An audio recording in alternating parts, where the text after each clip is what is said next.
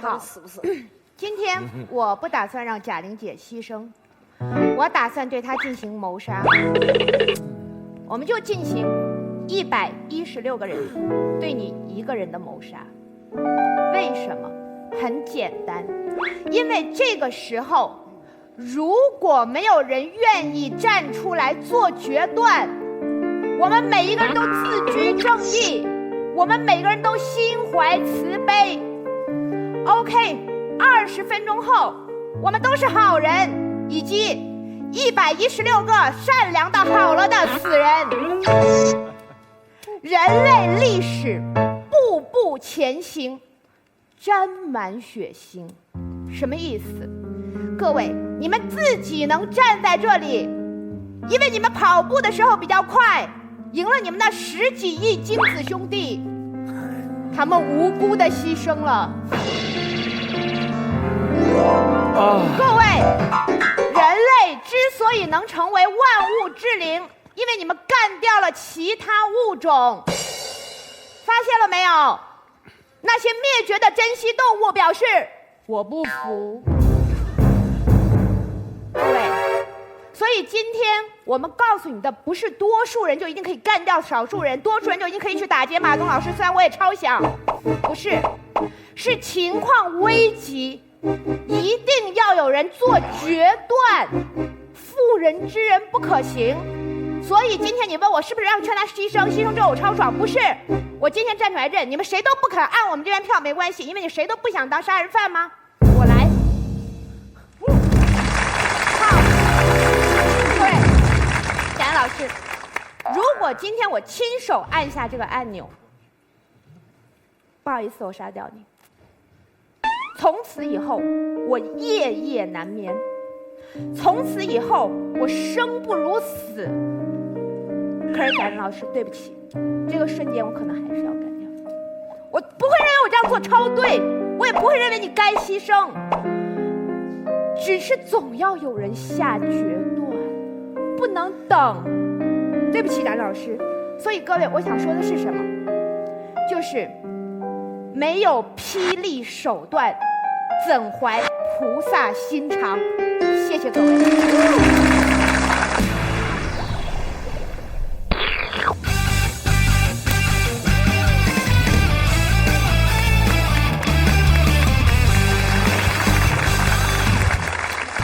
大家好，我是奇葩议长马东，欢迎大家收看由不走寻常路的国民大品牌美特斯邦威冠名播出的《奇葩说》。感谢我们另外2个给我们掏了钱赞了助，然后试图在我们这儿得到回报的那2个品牌，一个是高情商高智商的吉普自由光，是一个汽车，还有一个是喝了能活到99岁的莫斯利安酸奶，谢谢你们。哎，好了。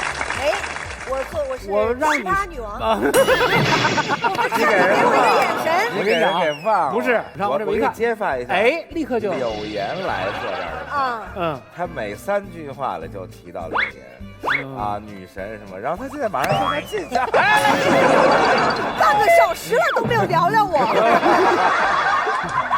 上次袁姗姗来的时候，我也表现还好。好，这是我们本场女神，我最亲爱的妹妹，贾玲小姐。哎呀，谢谢大家。好，我们来看一看这一期的题目到底是什么。在漆黑的海面上，有2艘船被大魔王困住了。第一艘船上关押着场上16位奇葩和现场100位无辜的观众，另一艘船上关押着女神贾玲。大魔王密谋了一个邪恶的计划，他在第一艘船上放了一个按钮，如果按下它，116人可以获得自由，而贾玲的船就会爆炸，船毁人亡。如果不按，20分钟后第一艘船就会爆炸，奇葩和观众就会葬身大海，无一幸免。现在按钮摆在了你们面前，如果是你，你会不会按呢？我认为100个人命比1个人命值钱，因为这个时候已经看不出谁的附属价值更高，只能赤裸裸的看数目了。可是我认为众生是平等的，一个人的生命和1000个人的生命是同样重要，我们没有资格剥夺任何一个人生命的权利。要不然你就杀一就百，要么你就杀100救1，然后你都不承认，对不对？那你都不承认，你就是啥都不干，你啥都不干，你就是一个没决断的人。你让我决定去杀不杀他，杀只鸡都不敢，我怎么杀人嘛？本节目由时尚最时尚的美特斯邦威独家冠名播出。一定要下载爱奇艺视频看奇葩说呀！登录百度贴吧奇葩说官方榜，支持你的话题观点。微博关注爱奇艺奇葩说，跟我们互动。微信添加奇葩说订阅号，每天推送纯干货，喂饱你。今儿要不要为了救大家，炸死贾玲？而你们当中，只有7个人，7个人有权利发言，他们刚好分成了2队，就是今天的红蓝2队。红队选择的是要炸，这4位选择的是不要炸。不要炸。看看我们全场所有的观众能够被他们哪一方来说服？看看我们拿着手机和 pad 和电脑前面的观众，谁会被说服？大家注意，贾玲爆炸的时候，那效果是比较大的。不是，我怎么感觉不像船？你知道，我感觉这艘船能容得下118个人，这艘船只够坐贾玲一个人。关键是全在这种，关键是心里怪怪的。这是2艘一样大的船，吃水还一样，吃水一样的。我们全场观众，你现在可以用这个时间来选择你现在的立场。贾玲，你虽然在遥远的那条船上，算了，你还是别说话了。你让我自己选，我也有选择的权利。你想一想立场。然后你们这是做个比方，不是真的。这个节目是个真人秀节目。怎么的？如果大家的意愿有那么强烈，我们会实现你们的愿望。今天科技很发达，炸的过程可以用 CG。对，不是来当女神吗？你以为为什么把你安排在这一期呢？就是你是可以牺牲的那个女神。啊，那小松，我就不炸了吧。我直接坐太近，我怕我说炸了他。我模仿过你。对，你怎么模仿的？就是那阵儿，就是模仿，在那个东方卫视的时候，看人表演节目，人演的不好，你下去。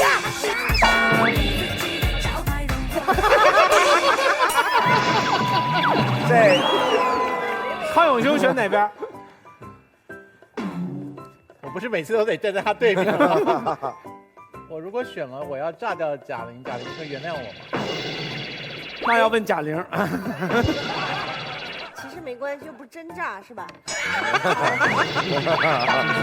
你真的我来也没挣多少钱。我就站在小松的对面吧。好吧，你觉得该炸？该炸吧？好吧。但其实本人并不恨我，是吧？当然不恨你了。我对你，我绝对是用电锅蒸一蒸就好了。不要炸了浪费了他的意思是。我们2个团长都已经选择了立场。贾玲，你站在一个超然的，就是说已经被炸完了以后飘上头来了的那个立场，就炸不炸的已经跟你没关系了。你站在这个立场，看着人间的这些悲喜，你选择炸还是不炸呢？你已经变烟了。我已经一缕青烟。对。如果说这个炸了我这艘船，然后那艘船能够活下来的话，我还是不炸。所以你选择的是不炸。为什么呀？我也是一条人命啊。那如果那个船上是我呢？那更不炸了。那我们正反方，我们看一看，现在是63，定格在比37。反方处于劣势，反方先开始。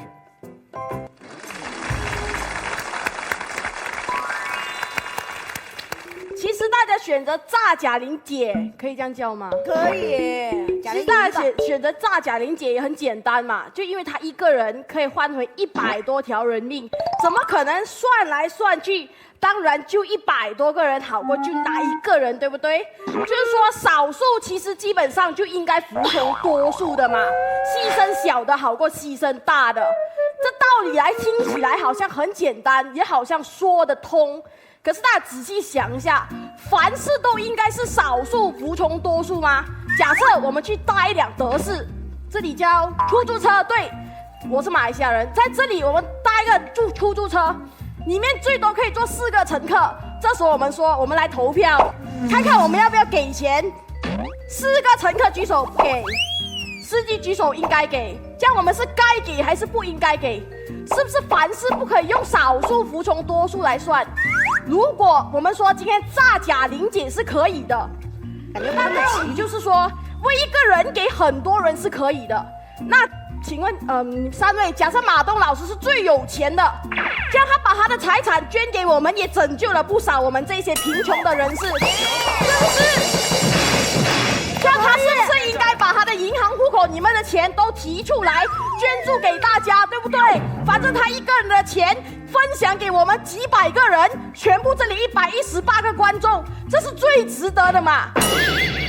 如果这一个道理上，马东老师不应该把钱捐出来，就跟贾玲姐不应该被炸死的道理是一样的。少数不一定要服从多数，而且各位，今天我们炸的不是一条贾玲，是贾玲姐。如果你炸的是一条鱼，你随你炸，小宝贝啊！但是你炸的是一个人呐，人跟钱是不一样的，是不可以讲用来算的。不能分贵贱的。如果说今天炸的是少数的人，就应该炸。那请问，如果贾玲姐那里她的船不只是她一个人而已，有99个人，对面有100个人，这时候你还炸吗？还是一样多了你一个人哦。你们听得明白吗？可以算一算，各位。明白吗？明白。所以不要因为数量就直接说应该炸。人命不管是谁都好，我们都不应该牺牲的。谢谢。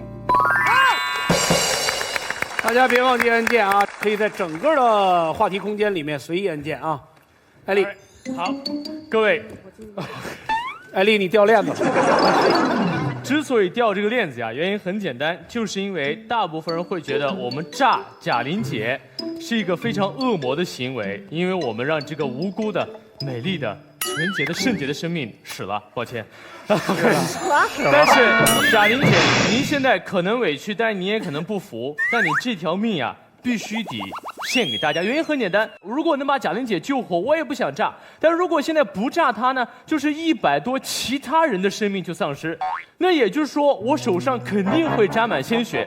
但现在，我希望能够稍微一点点的做出一个好的选择。我来换一个，打个比方吧，比如说一艘船快沉了，大家知道船的话有很多舱节，但有一部分进水以后，船长会怎么办呢？即使那个进水里面有船员，他会赶紧要求把那个阀门关死，因为如果现在不关，我要去救那几个在阀门里面的人的话，那整艘船的人全部都死了。所以说呀，这是一个非常现实的问题。同样，比如说，大家知道恐怖分子劫机，在飞机上那些也是无辜的乘客，但是政府一般都会把这个飞机打下来。所以说，我们在为什么能把这架飞机打下来？像在911的时候打的去五角大楼没有打过，是内部打过了。如果说他后来是不是有立法，就是说，当这架飞机被劫持，而且有可能会袭击到一个大城市，造成更多人的死亡的情况下，他是不是可以这样打？好像最后有过这个讨论，对，没有发生过，没有发生过，也没有人下这个命令。对，但是是不是后来讨论当中有授权说可以？可以的。911的时候是有战斗机已经跟着，但是不是他打下来的，是人们搏斗。如果不下来，他就被打下来。是搏斗的人心里说，我愿意牺牲我自己去救那些头等舱上的4个客人上去搏斗，所以是自愿的。去救更多人，而不是别人说他就不是打下来。但外部有，如果没有下来的话就打下来。当然这个问题不重要了，我们还是回到我们尊贵的贾玲姐啊。但我认为这个时候啊，就算牺牲了她，我也会给她做个雕像啊，因为她是个客人。当然需要很多。立个碑呢还？立个碑。来，我已经立在这儿了。确实是这样。生命确实没有办法拿数量去衡量，但现在我希望最好的结果是，既能救出贾玲姐，又能把这108人全部都保下来。但我相信，在这个时候，即使是飘在天上的贾玲姐，心里面也会想一下，已经死了啊？对啊，没有，还没死，也会想那个案件还是值得的。所以，贾玲姐，非常抱歉，我来做这个罪人，但是为了大家的利益，你必须牺牲。谢谢。谢谢。鼓掌，现在是55比45，反方。我想请问各位，你们在生活当中被人利用过吗？利用的滋味好受吗？我被利用过，我知道被利用的滋味非常的难受。在之前，我有一个非常好的关系的一个闺蜜，我们俩关系特别的好，而且我们是在一个班一起学播音。在一个机会摆在我们面前的时候，这个机会平台非常的好，我们都在很认真的准备。但我们俩的面试不是同一天，她是第一天，我是第二天。第一天她面试回来的时候，晚上突然肚子疼，我手忙脚乱，照顾她一整宿没有睡觉。第二天顶着一晚上没睡觉，我就去面试了，状态非常不好，理所当然。最后我没有获得这个机会，而她获得了。本来是想祝福她，但故事到这里也没有完。后来我是听别人告诉我说，哎，她昨天回去时候好端端的，怎么会突然就肚子疼？我后来质问她，她迫不得已说出了实情。她说她在装作肚子疼，因为她说她这个机会对她很重要。我当然知道对你很重要，可是那一瞬间我的感受是什么？我愤怒，我委屈，我不服气。你把我当做过你的朋友吗？你在利用我的感情。同样，感情被利用都是那么令人难受的一件事情。生命是什么呀？我们的父母把我们生下来，是为了让我们延续生命，好好的努力的活下去，让我们活出个样子来，不是让我们生命诞生的时候是为了被利用的。朋友们，是一条活生生的命。今天你可以被利用，今天贾玲姐可以被利用，哪一天如果是你们被利用，你们怎么想？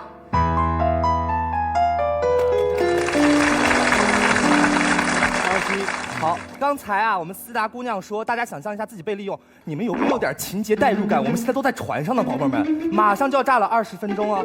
好，我们就来想想，贾玲姐的一个人的死救我们100多个人，你们觉得不值？你们觉得自己就是贾玲姐的生命被利用了？哎，那翻过来想好了，我们100多个人的死，为了救贾玲姐，我们也不是被利用了吗？刚才你让我想想看，生命被利用，哎，我想到了，就是我们100多个人的命救了贾玲姐一个人的命，这就叫生命被利用。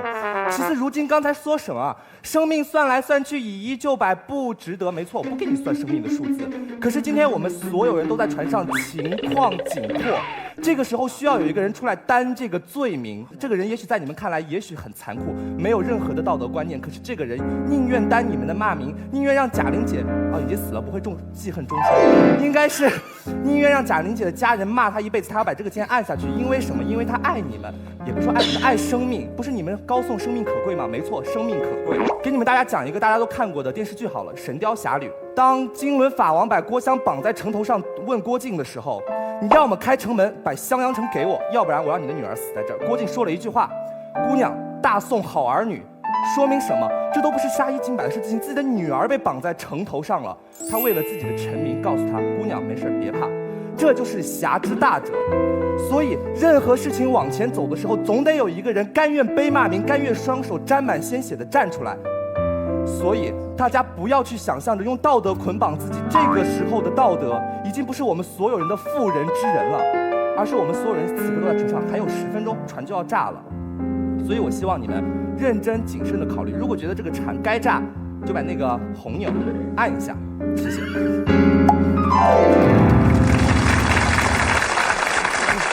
不哭好，我看你一直在摇脑袋，我看那边摇的就更厉害了。谁摇最凶，站起来说话。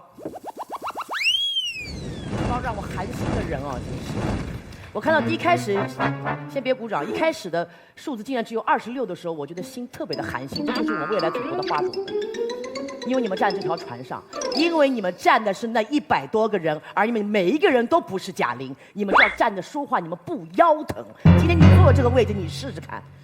如果这个游戏我们是真人秀，在美国一样，啪拉起来，我们现在所有的背景全部换，就在一条船上。你们心里是怎么想的？你是说我们节目组没钱吗？我告诉你，虽然我们做不了布景，但是我们还是可以真的把它炸了。知道吗？刚才我在听对方这2位辩的时候，我心里就觉得说我在目睹什么呀？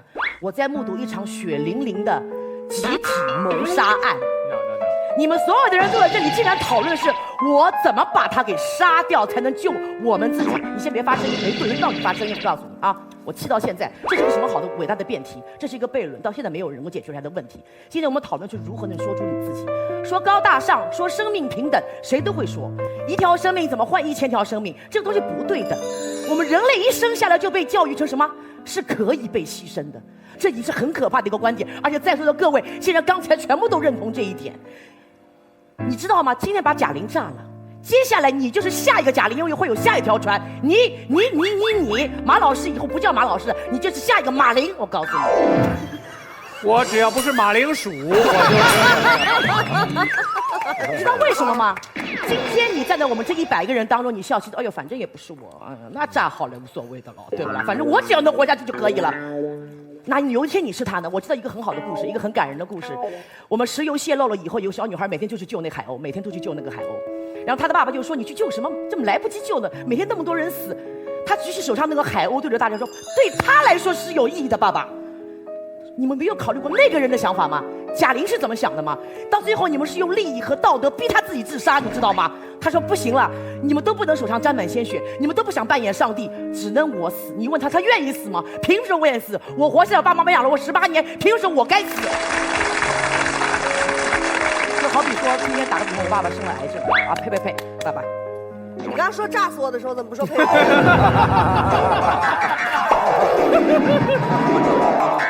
我爸爸如果得了癌症，如果这个药可以救，再贵的药，我觉得他是可救之人，他不是绝症。但是如果杀一个人取他的心能救我爸爸，我爸今天就得了绝症了，因为杀人不赦，你知不知道？杀人就是一个绝症。各位亲爱的观众朋友们，考虑好，对着你们自己的良心问问自己，他到底该不该死？你有资格吗？你是上帝吗？你能判别人死刑吗？你没有。谢谢。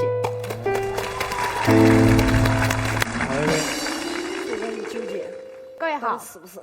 今天我不打算让贾玲姐牺牲，我打算对她进行谋杀。我们就进行116个人对你1个人的谋杀。为什么？很简单，因为这个时候，如果没有人愿意站出来做决断，我们每一个人都自居正义，我们每个人都心怀慈悲。OK，20分钟后，我们都是好人，以及116个善良的好了的死人。人类历史步步前行，沾满血腥。什么意思？各位，你们自己能站在这里，因为你们跑步的时候比较快，赢了你们那10几亿精子兄弟，他们无辜的牺牲了。各位，人类之所以能成为万物之灵，因为你们干掉了其他物种。发现了没有？那些灭绝的珍稀动物表示我不服。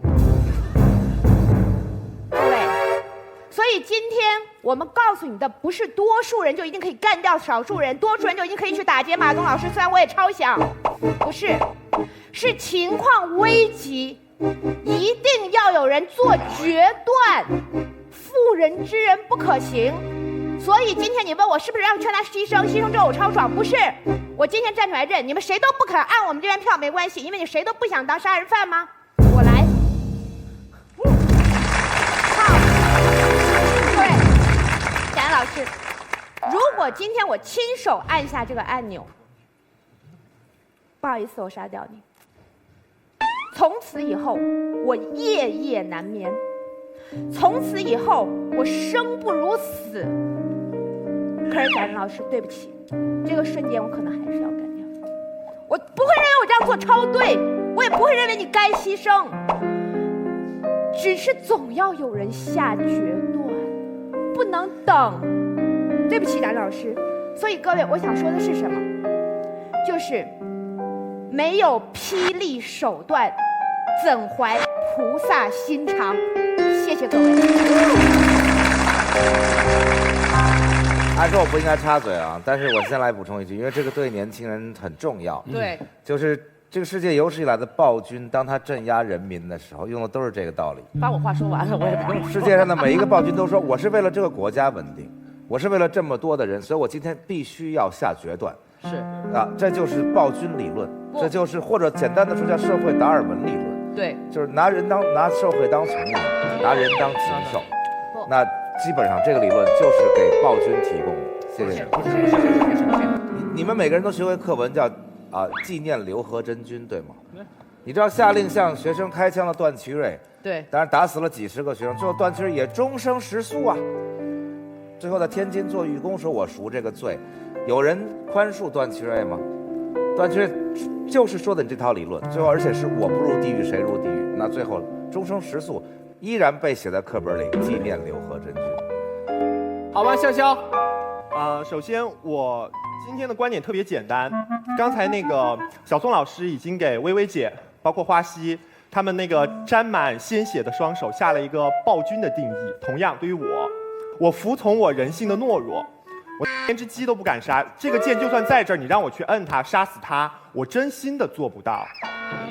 所以你说谁的命重要，谁的命不重要？我觉得每个人在这个世界上都有在乎你的人，就像我妈一样，从小到大我们老师教育我们要见义勇为，但是我妈给我打电话说的最多的一句话就是有事儿你别往上冲，你躲得远远的。所以我觉得人家也是爹生父母养的，你凭什么要杀人家？而且我换句话说，现在这个娱乐圈真的很浮躁，太多绿茶婊了。贾玲姐作为娱乐圈当中的清流，多么的不容易，你们还要炸死她，我真的是看不下去了。所以今天贾玲姐如果就是没有人摁我死了，那继续为那个观众带去欢乐、带去爱的任务就降落到你身上。但是如果对面的马薇薇她抢着去把那个钮按了，你死了，那以后模仿高晓松老师的任务就交给我吧。花溪，肯定潇潇是做不到的，所以他是一个现在跟我在舞台上的一个艺人。可是，在面对杀一个救千个的这种决断，确实不是每一个人都能做到的。正如你我们都有一个很大的心理负担。如今刚才告诉我们什么呀？生命诚可贵，所以没有任何一个人的生命值得被牺牲，大家一起死好了。所以我在这里要跟大家说的是什么东西？就像高晓松老师举的纪念刘和真君。我们今天辩题要讨论的是，我们死了确实能救回贾玲姐，可是历史上很多事情都是幌子，这两个概念是不一样的。他纪念刘和真君，他杀了他，可是他没有救到任何人，他只是满足了暴君个人的利益。可是我们今天讨论的不是这一块领域，我们要讨论的就事论事，就是我们死能不能救他，他死能不能救我们。不管今天他们对方说什么事情，都是在告诉你们生命诚可贵，我们承认。可是今天没有任何一个人敢担这个罪名，我们敢。所以我希望大家仔细的考虑一下，谢谢。我告诉你啊，很简单一件事情。今天如果现场所有的朋友如果想法都跟你一样的话，我说4个字叫杀人无救，是无药可救。为什么？像你们这样的人不值得被拯救。我来说一下，人的人是会被自然淘汰的。没有，我来说一下，你现在说的是。对于我来说，你就应该被自然淘汰。为什么你没被淘汰？因为你有活下去的理由，没有上帝可以决断你活下去的理由。我特别能理解你这痛苦感，我不想杀他，我很爱他的。但如果我不杀他，我就是按了108次箭把这些人都杀了。那我杀他的时候，我照样痛苦。为什么说这个时候我就不能做一点简单的牺牲呢？如果一定要拿历史举例，我认为历史上只有一个例子可以说杀一救百，就是那2颗原子弹。2战的时候，最后如果没有那2颗原子弹的话，那我们至少要死1000万以上的人。广岛和长崎上的所有人都是无辜的。就跟贾玲姐一样无辜，但是没有贾玲姐好看啊。OK right 对吧？但一样的无辜，但是他们的牺牲换来了战争的迅速结束。我们现在之所以能站在这里这么开心的去说，确实是因为这2样东西。我很痛苦，我如果是下达那个命令的总将军，我知道我是恶魔，但我知道为了全人类，这次我要做一次恶魔，让历史给我真正的答案。谢谢。我只有一句话要说。好。非常简单的，潇潇，你连一只鸡都不敢杀哈，猪肯定也不敢了，牛也不敢了，羊也不敢了。我问你一个问题，你吃过没有？吃过鸡吗？吃过牛吗？吃过猪吗？好，我们讲完。假粮。同意了。可以这样。总有人来杀，你是杀的受益者。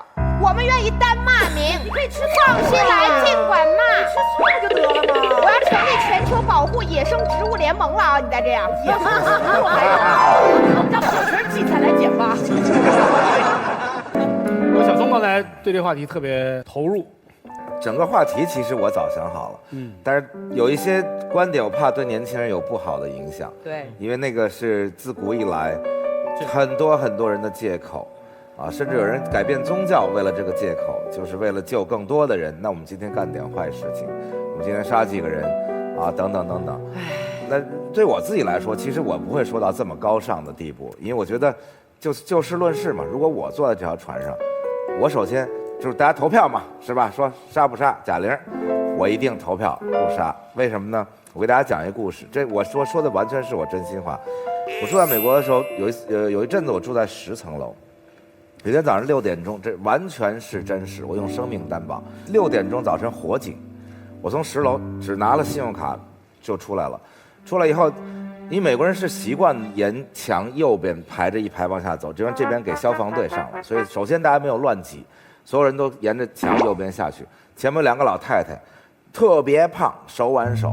我当时刚去美国没多久，我怀着从小我受的教育，就是救更多的人呐。还是说就我自己吧，再自私一点。我想扒拉开老太太就下去了，这对我们中国人来说太正常。我经历过中国当年的地震，79、76年的，那就是有人被踩在地上，但是那踩的人说我在救我妈呀，我在救我妈呀。我说你看到没有，下面那个是孕妇被你踩，那我妈呀，是吧？那我们总能想出各种各样的理由，救众生也好，救母亲也好，去牺牲别人。那我是受这种环境教育长大的，我就想去扒拉开那俩老太太。结果一看，所有的人，年轻小伙子也好，中年的汉子也好，都在老太太后面。老太太走特别慢，就沿着墙根往下走。后来我对我自己说：“我说我既然来到这国家，入乡随俗吧，是吧？大家没有一个人去推那2个老太太，而且是2个老太太啊！按说这活不了几年了吧？那我说我就坚定的排在那个队伍里，跟着所有人慢慢下楼。我们也没有死，但是那件事给了我特别深的一个改变，对我来说，所以我一定选择。”不去按那个钮，在大家投票的时候，为什么呢？其实我也怀了一个很鸡贼的心理，就是说，如果最后这116个人大多数都选择不去炸，那其实我可以很坦然的和大家一起去死。我不是开玩笑，因为我觉得人类还有最后一点光荣，是吧？和尊严。那如果大部分人都投去杀他，我还跟着大家一起卑微的活下来了。所以对我来说，2个选择都可以，反正我是肯定不投按这个按钮。这个人有一种从众心理，我一个人我可能不敢。那我跟100个人在一起，最后怀着对人类最后的尊严跟光荣死去，这个我还是能做到。就像我从那个楼上下来。潘永轩，我要做一件我在奇葩说没做过的事情，就是我要叛逃。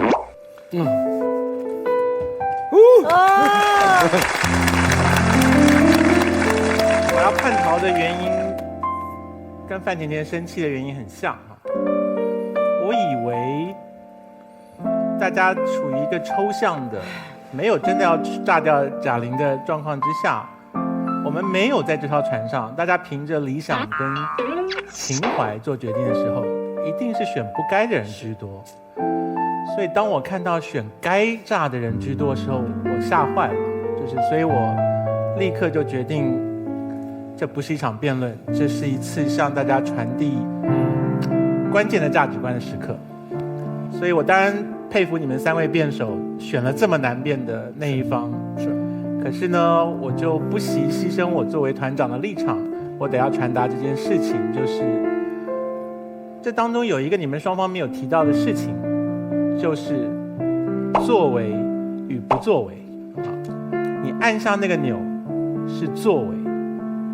你不按那个钮是不作为，我们人最基本的底线应该要守住那个不作为，有所不为，有所不为啊！所以这个我们选这个题目啊，大家熟电影的人都知道我们的灵感从哪里来的。蝙蝠侠有一集，人多的那艘船上全部都是从监狱里面放出来的犯人，穿着橘色的囚犯服；另外一艘船上绑满了炸药。是一船的老百姓，囚犯这艘船的人在挣扎投票，要不要照大家的意思把那艘老百姓的船给炸了？因为蝙蝠侠那一集的坏人下的指令就是，你们这些囚犯如果不按钮把对方给炸了，到时候2艘船就一起沉。如果你没有看过那个电影的话，我在这边告诉你，那一群犯人虽然全部都在催促手上拿着那个按钮的人说快按啊，你再不按时间到了我们2艘船都要沉了。可是非常令人意外的是，即使是这一群被认为穷凶恶极的人，到最后没有人上去按那个钮，他们废然而退，他们放弃了按钮的机会，他们守住了不作为的底线，有所不为。所以我觉得胜负不重要，就是我们这不过是一场辩论，我必须要承认，这是我参加奇葩说以来最难的一个题目，太难了。就是如果我们今天真的被放到那2艘船上面，我们是真的要抱怨上帝捉弄我们。幸好我们没有遇到那么困难的时刻。可是现在在抽象的时候，在我们还没有被面临这么难的抉择的时候，就像我们没有流落在冰山的顶部，然后我们都要冻死了，结果我们要决定是吃马东还是吃贾玲还是吃我还是吃高晓松，应该吃高晓松可以撑久一点。其次是我，就是到那个时刻就很难讲了。就是如果高晓松真的顺从人意先冻死了，那我想马东比较有立场说我们就吃他吧啊。可万一高晓松没死呢？那我们面面相觑，我们就要决定我们是彼此不吃，大家一块饿死呢，还是我们就有一个人谁先冻死谁先吃？我不会去吃他的，但是我会把他轰到屋外头去。对，这些都是有脚气，其他的地方都没事。好的辩论题目是真的会把我们放到极为两难的状态。是的，那我依然无法回答这个问题。我觉得这是一个非常难解决的道德难题。可是就容许我任性一次，就是我改变我的立场，因为我要传递重要的信息。好。哎呀，我一直开玩笑，我觉得这是一个娱乐节目，然后我一直说我们是个严肃的辩论节目，没想到就说着说着，它就变成了一个严肃的辩论节目。我觉得很好，就是我呀，康永哥也好啊，贾玲，你说人家说咱们搞笑，给大家带来欢乐等等等等，其实我们是扮演小丑的，但是大节不辱，到了关键时刻一定要坚守住自己最基本的道德底线。来看一看这个最后的结果吧。现在全场72比28，反方胜。我们一再说，这个现场的规则就是看心情，所以既然看心情，康永哥就能从他所选择的立场变成了反方。按小松所说，大节不辱。既然我们出了这么一道题目，把所有的选手放在了一个煎熬的称上面去烙。既然你们3位艰难地选择了这个立场，并且试图去找到角度，去支持你自己的立场，大家都经历了那艘船。我觉得他们很这样，没有人应该从这艘船上被淘汰。我们本场不淘汰选手。我们进行了一场没有淘汰的比赛，但是我相信除了淘汰之外，我们都获得的会更多，尤其是不走寻常路的国民大品牌美特斯邦威，以及喝了能到99岁的莫斯利安酸奶。谢谢你们，下期节目再见。再见。